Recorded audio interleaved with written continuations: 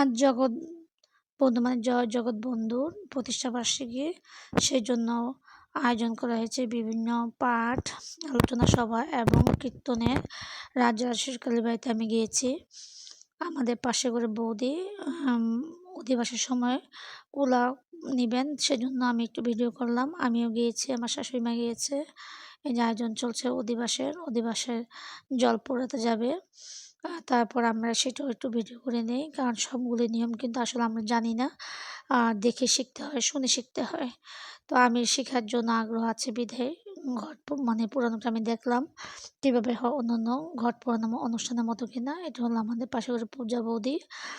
সুন্দরই লেগেছিল আজকে তাদের আয়োজনটা, ভালো লেগেছে। পাঠ এবং আলোচনা সভা এত চমৎকার হয়েছিল, আলোচনা সভা এবং পাঠটা।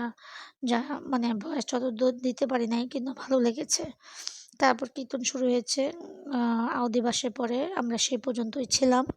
এই যে দেখো, গঙ্গাকে আহ্বান করছে। তারপর ওরা ঘট পুড়িয়ে ফেরত আসলো মন্দিরে। তারপর আমরা কীর্তন শুনলাম। এখানে আমার পরিচিত অনেকেই ছিল।